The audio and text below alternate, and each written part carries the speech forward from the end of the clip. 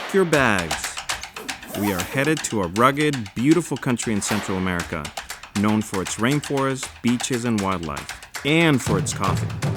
We're headed to Costa Rica.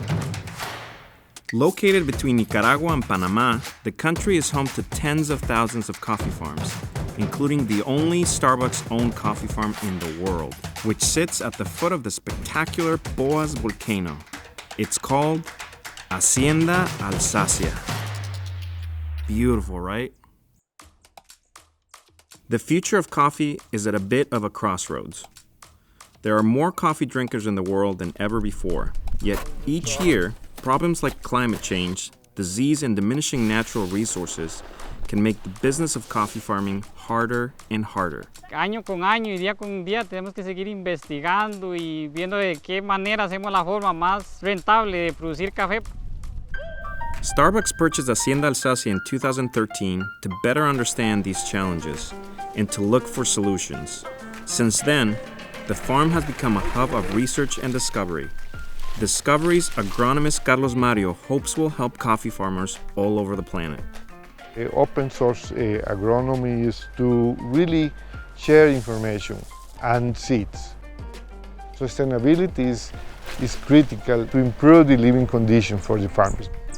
The farm has been putting its own research to work, developing agricultural practices that Victor, the farm manager, says have led to some impressive gains in sustainability and productivity. From the beginning to now, here in Hacienda Alsacia, we are saving 4 times the amount of water.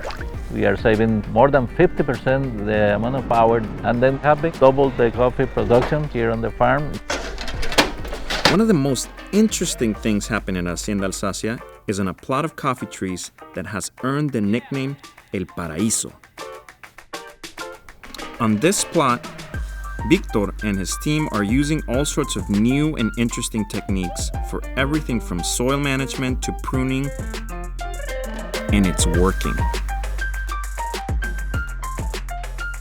The average hectare of coffee trees in Costa Rica produces about 150 fanegas of coffee cherries, which is about 15,000 pounds of unroasted coffee beans.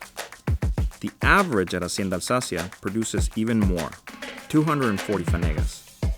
But some plots on the farm, like El Paraíso, are now producing double, triple, even quadruple the Costa Rican average.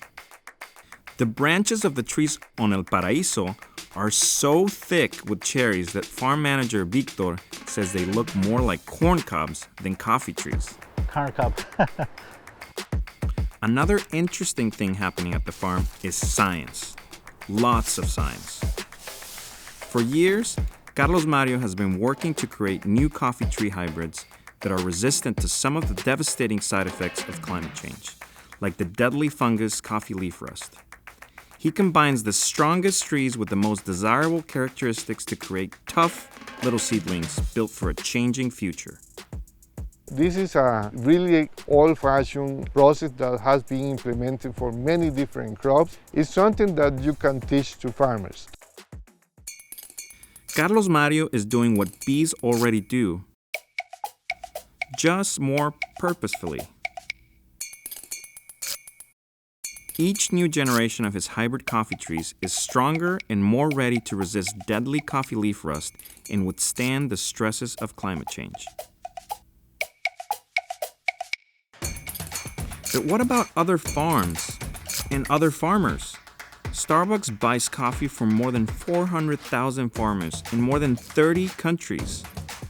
And even in the best of times, the journey of coffee beans from farms to our cups has never been a short or easy one. Because we are talking about not just the coffee production, but also the living conditions of many farmers globally, that they are facing a lot of new problems. For example, insects that were not a problem, but now we are facing a serious problem because the changes in temperature, the changes in the rainfall pattern is putting a lot of new problems, which again the farmers has to solve in order to keep producing coffee.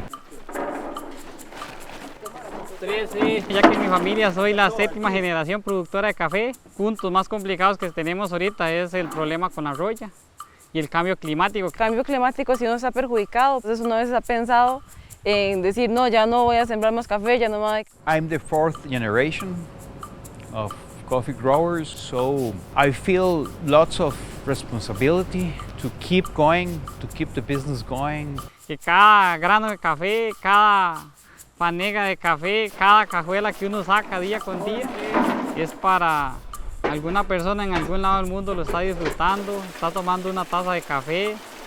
Un caficultor tiene que hacerse la pregunta todos los días en la mañana si en las venas de él hay sangre o hay café. It's kind of one big circle.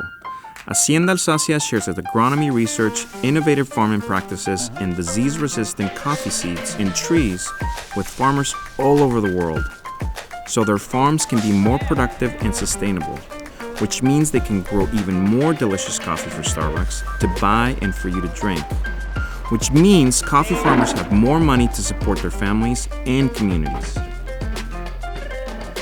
There's a sign at Hacienda Alsacia that does a great job of summarizing what all of this means. Starbucks and farmers all over the world are working hard to ensure the sustainable future of coffee for all.